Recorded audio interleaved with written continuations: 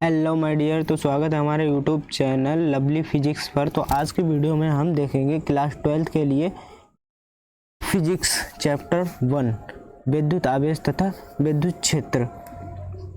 किसके लिए होगी? यूपी बोर्ड के बच्चों के लिए होगी। अगर आप लोगों को नोट्स भी चाहिए तो कमेंट करके बताना। अगर नोट्स चाहिए हो तो आप लोगों को डिस्क्रिप्शन में लिंक मिल जाएगा, वहाँ से आप लोग नोट्स भी डाउनलोड कर सकते हैं और यहाँ पे बहुत अच्छी तरीके से अपने सारे सिलेबस को कंप्लीट करवा सकते हैं और यहाँ पे बहुत ही अच्छे से आप लोगों को समझाएंगे। ठीक है, हैंड रिटन नोट्स मिल जाएंगे आप लोगों को।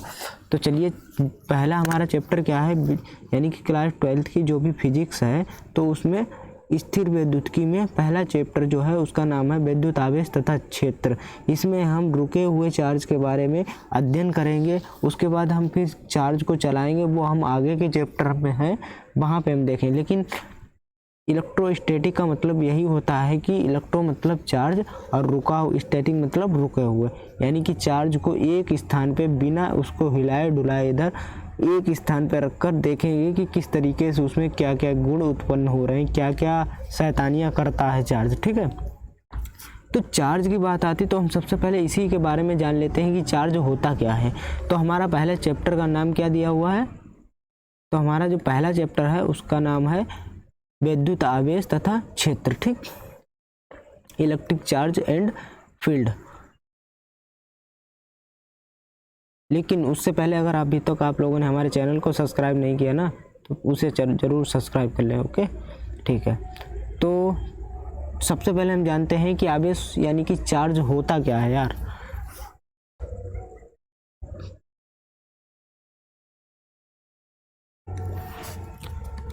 तो जब बात आती है चार्ज की, तो चार्ज के लिए हम क्या हमारे दिमाग में आना चाहिए कि चार्ज क्या है।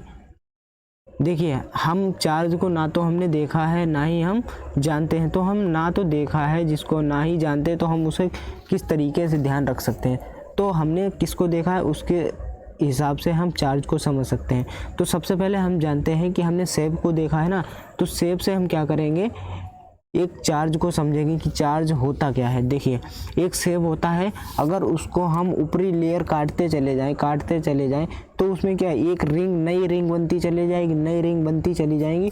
तो उनको हमने इस तरीके से रिंगों में डिवाइड कर दिया, यानी कि एक मान लो जो सेब है इसको हमने काट दिया तो हमें रिंग मिलती चली जाएंगी। यहाँ पे जो सारी हमें रिंगें मिलती चली जाएंगी। ठीक, और बीच में हमें जो उनके बीज होता है उसको हम मान लेते हैं यहाँ पे न्यूक्लियर। ठीक, तो हमें न्यूक्लियर में क्या मिल जाएगा, बीज मिल जाएगा। अब इसमें तुम्हारी दो चीज़ें पाई जाती हैं, न्यूट्रॉन और प्रोटॉन। ठीक है, तो उसी हिसाब से हमने बताया है कि अब बाहरी सेल जी क्या होते हैं, सेब की जो हमने अलग अलग करके काटा है ना, तो वो हमारी क्या हो जाएंगी, सेल्स, यानी रिंग्स हो जाएंगी, उनको हम कहेंगे सेल्स। अब एक परमाणु मान लेते हैं हम कि वो सेब जो हमने माना था जिसको सेब, वो हमारा एक परमाणु है। ठीक है, परमाणु है तो उसमें तीन चीज़ें आप लोगों को देखने को मिलेंगी। पहला क्या, इलेक्ट्रॉन, दूसरा प्रोटॉन और तीसरा न्यूट्रॉन। अब भैया इलेक्ट्रॉन होता है आवारागर्दी, मतलब पहले जो तीनों भाई हुआ करते थे, बीच में इन तीनों की आपस में हुई लड़ाई, तो उनने कहा लात मार मार के इलेक्ट्रॉन को भजा दिया बाहर। तो इलेक्ट्रॉन ने कहा था कि अब हम कहाँ जाएंगे, तो उन्होंने एक स्थान दे दिया कि तुम भैया बाहरी कक्षाओं में ही घूमोगे, हमारे घर में यानी कि अंदर न्यूक्लियर में नहीं आओगे। ठीक है, तो न्यूक्लियर में कौन रहता है, न्यूट्रॉन और प्रोटॉन। ठीक है, न्यूक्लियर में तुम्हारे न्यूट्रॉन और प्रोटॉन पाए जाते हैं। और बाहरी कक्षाओं में बर्बादी की तरह कौन घूम रहा है, हमारा इलेक्ट्रॉन। बेचारा इलेक्ट्रॉन बाहरी कक्षाओं में घूमता है। ठीक, इलेक्ट्रॉन को कैसे प्रदर्शित करते हैं, ऊपर ऐसे करके प्रदर्शित करते हैं। ठीक, अब देख लेते हैं, अब हम समझ गए कि इलेक्ट्रॉन कहाँ पे होता है और न्यूट्रॉन कहाँ पे होता है और प्रोटॉन कहाँ पे होता है। ठीक, उसके बाद देख लेते हैं ये किस तरीके से गुण इनके उत्पन्न होते हैं।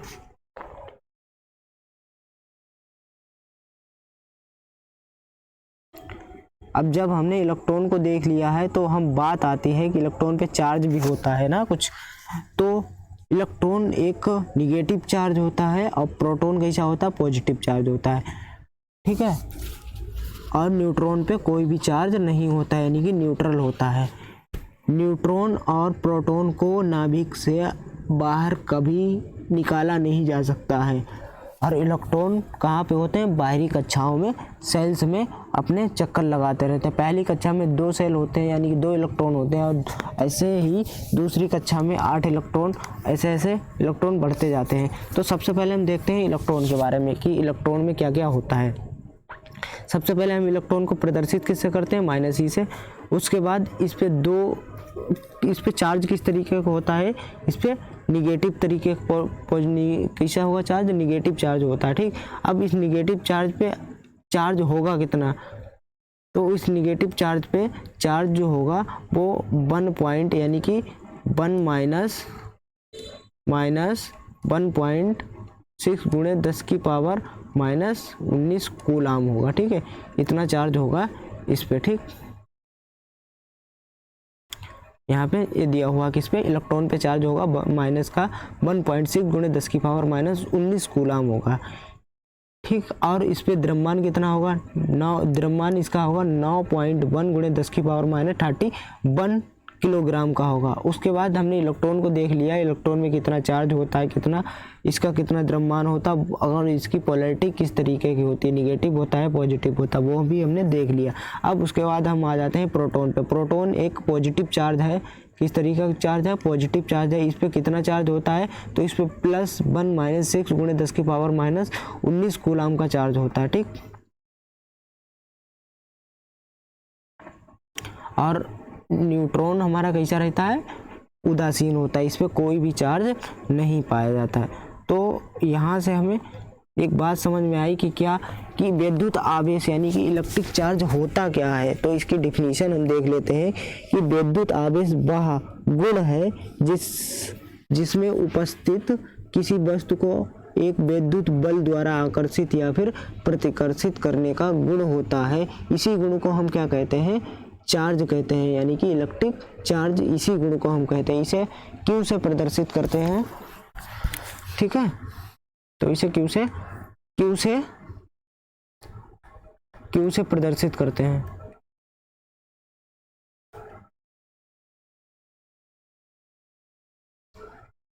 और एक नोट पॉइंट लिखना कि मूल कणों में विद्युत आवेश पाया जाता है। मूल कण समझते हो ना, जो फंडामेंटल पार्टिकल्स होते हैं उनमें आवेश पाया जाता है। अब इनमें 2 तरीके का बल लगता है। सबसे पहले समान आवेशों के बीच प्रतिकर्षण का बल लगेगा। मान लो कि एक पॉजिटिव चार्ज है और दूसरा भी कौन सा है, पॉजिटिव चार्ज है, यानी कि इनके बीच क्या होगा, दुश्मनी, दरार।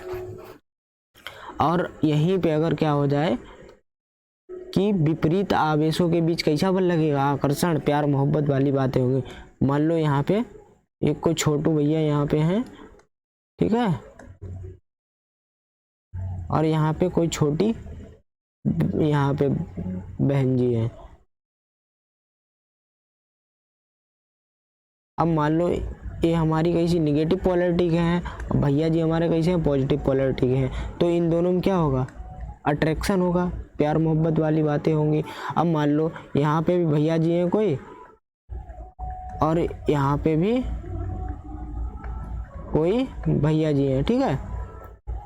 तो क्या लगता है तुम्हें, इनमें मोहब्बत होगी, बर्बाद हो जाएंगे, एक दूसरे को मार काट डालेंगे, तुमको मार डालेंगे, वो इधर मारेंगे, वो इधर मारेंगे, दोनों में क्या होगी, दरारें उत्पन्न हो जाएंगी। वो कहें तुम भागो और वो कहेंगे तुम भागो। तो पॉजिटिव पोलैरिटी के जो चार्ज होते हैं उनके बीच का बल कैसा लगता है, प्रतिकर्षण बल लगता है। और जो विपरीत प्रकृति यानी कि अलग अलग प्राकृतिक होंगे, एक पॉजिटिव एक निगेटिव, तो उनमें कैसा बल लगेगा, आकर्षण बल लगेगा, ठीक है। आई होप कि आप लोग समझ सके होंगे। उसके बाद हम समझते हैं कि आवेश को 2 प्रकार, मतलब आवेश जो होता है वो 2 प्रकार का होता है। कैसा, एक तो पॉजिटिव चार्ज होता है, दूसरा निगेटिव चार्ज होता है। एक यहाँ पे नोट पॉइंट करके लिखा है कि किसी वस्तु का धनावेशित हो जाने का मतलब क्या होता है। मान लो कि हम बोल दें कि कोई वस्तु धनावेशित हो गई, तो उसका मतलब क्या होगा कि उस पर इलेक्ट्रॉन की कमी हो गई है। मान लो एक हमने यहाँ पे कोई पार्टिकल ले लिया, ठीक है, तो इस पे क्या हो गया कि हम अगर कोई बोले कि ये है धनावेशित हो गया, तो इसका मतलब क्या हो गया, इसमें से किसी ने क्या कर लिया, इलेक्ट्रॉन को बाहर निकाल लिया, यानी कि इससे इलेक्ट्रॉन को बाहर ले लिया गया। तो इसको अगर किसी से लिया जाए इलेक्ट्रॉन तो वो कैसी हो जाएगी, धनावेशित हो जाएगी। और इसके विपरीत अगर सोचो कि उसे अगर हम इलेक्ट्रॉन दे दें तो उस पर क्या हो जाएगा, ऋणावेशित आ जाएगा। ठीक है, उसके बाद हम देख लेते हैं आवेश संरक्षण का नियम। आवेश संरक्षण का नियम क्या होता है? तो आवेश संरक्षण का भैया नियम क्या होता है? आवेश संरक्षण का नियम होता है कि किसी आवेश को ना तो उत्पन्न किया जा सकता है और ना ही नष्ट किया जा सकता है। ये नियम ऊर्जा संरक्षण पर आधारित होता है। ठीक है, उसके बाद हम पहुंचते हैं विद्युत आवेश तथा कूलाम। देखिए, अगर हम यहाँ से एक सूत्र लिखते हैं, पहले सूत्र समझिए उसके बाद डिफिनीशन लिख लेंगे। यहाँ पे एक सूत्र होता है I बराबर Q/T। यहाँ पे हम क्या करें कि I और T का मान क्या करते हैं, मतलब एक हमने तार ले लिया, मान लो ये हमारा क्या है, कंडक्टर है। ठीक है, इसमें हमने करंट प्रवाहित करना है, कितना, 1 एम्पियर का। कितना, 1 एम्पियर का। कितने समय के लिए, 1 सेकेंड के लिए। ठीक, 1 सेकेंड के लिए 1 एम्पियर का हमें चार्ज मतलब करंट इसमें प्रवाहित करना होगा। तो अगर हम Q का सूत्र नहीं, यहाँ से अगर हम Q निकालना चाहें तो कितना निकल के आएगा, Q बराबर I इंटू T, यानी कि I भी 1 और T भी 1 दिया हो तो Q बराबर कितना निकल के आएगा, 1 निकल के आएगा। तो यहाँ से हम डिफिनीशन लिख सकते हैं, जब किसी चालक में 1 एम्पियर की धारा 1 सेकेंड तक प्रवाहित करते हैं तो चालक में से प्रवाहित होने वाले आवेश 1 कूलाम का होगा। कितना होगा, क्यों, क्योंकि 1 कूलाम का आवेश आया है। ठीक है, उसके बाद देखते हैं, नोट पॉइंट करके नोट पॉइंट डालना, नोट करके डालना कि एक इलेक्ट्रॉन पर 1.6, पहले भी बताया है कि एक इलेक्ट्रॉन पे 1.6 गुणे 10⁻⁻19 कूलाम का आवेश होता है। ठीक है, अब उसके बाद हम अगली हेडिंग पे चलेंगे। अगली हेडिंग डालना आप लोग, अगर बना रहे हो नोट्स तो सही है, नहीं तो नोट्स आप लोगों को डिस्क्रिप्शन में लिंक से मिल जाएगा, वहाँ से आप लोग डाउनलोड कर सकते हैं। तो यहाँ पे नई हेडिंग क्या है, आवेश की क्वांटम प्रकृति। आवेश की क्वांटम प्रकृति भैया, अब इसको क्या है, तो इसको हम डिफिनीशन से समझते हैं कि क्वांटम प्रकृति मतलब होता क्या है। तो किसी भी आवेशित वस्तु पर आवेश एक निश्चित न्यूनतम आवेश का पूर्ण गुणक होता है, जिसे मूल आवेश कहते हैं। इसे ई से प्रदर्शित करते हैं। ठीक है,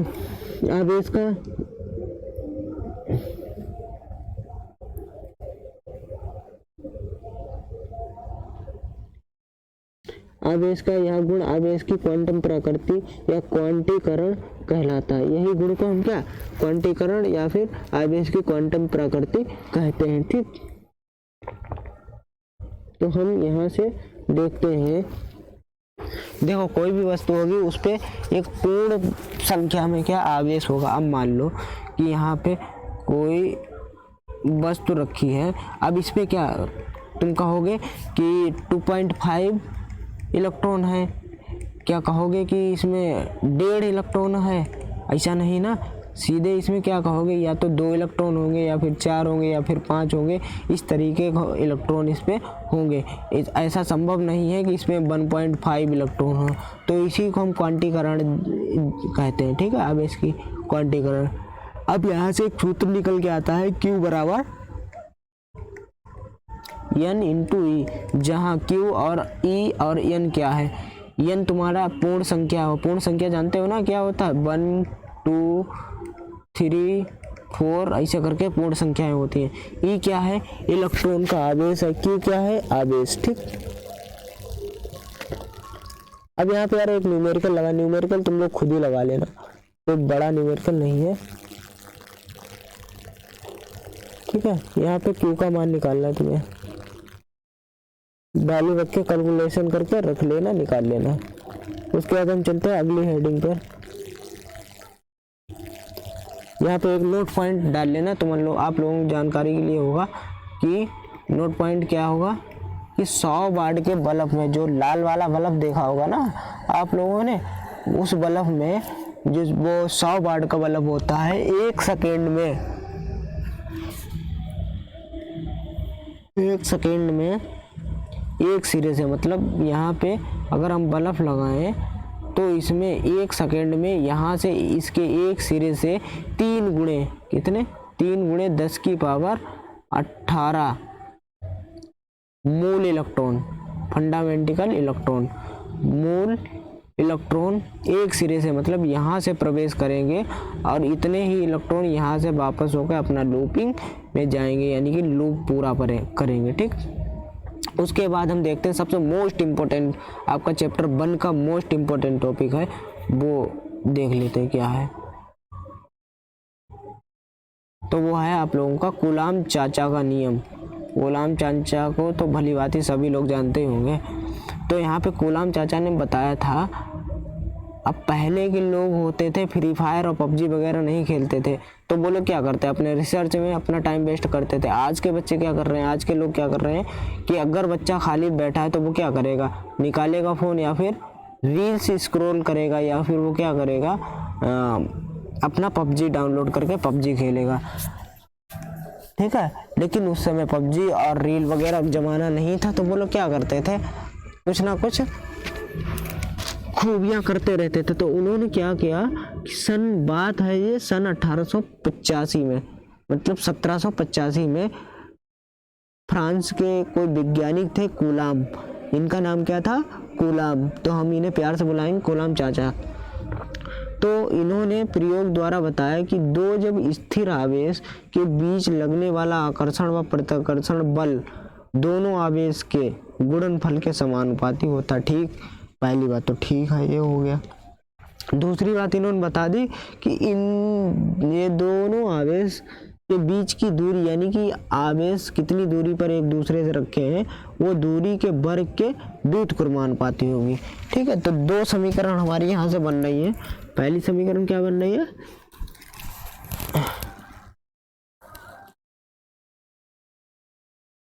तो पहली समीकरण बन रही है कि दोनों के गुणनफल के व्युत्क्रमानुपाती होगी। तो हमारी दूसरी एक समीकरण क्या बन गई,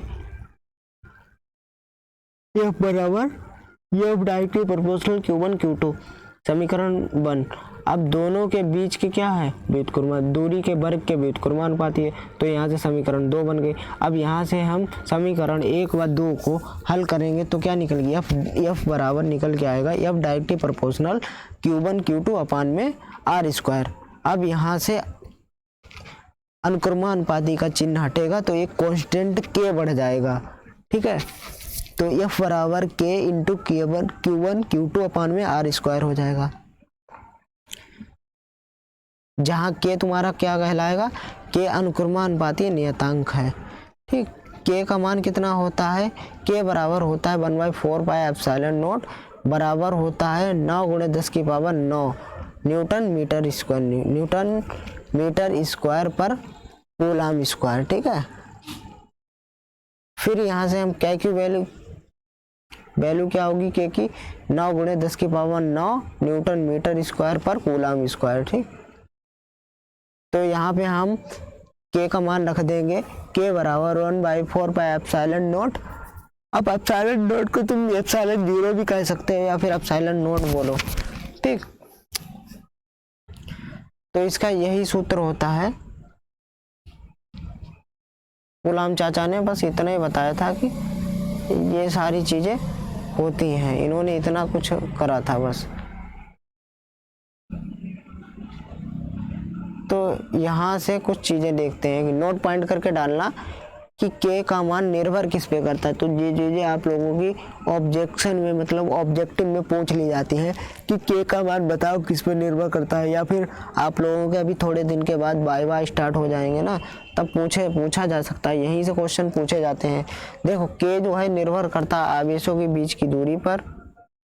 ठीक है, पहला है आवेशों के बीच की दूरी पर, दूसरा आवेशों के माध्यम पर, और तीसरा आवेश व दूरी के मात्रक पर। ठीक, उसके बाद एप्सिलॉन नोट निर्भर की विद्युतशीलता बताओ। हर साल ये क्वेश्चन पूछा जाता है, लगभग हर साल एप्सिलॉन नोट के ऊपर हर साल क्वेश्चन आपका बनता ही बनता है।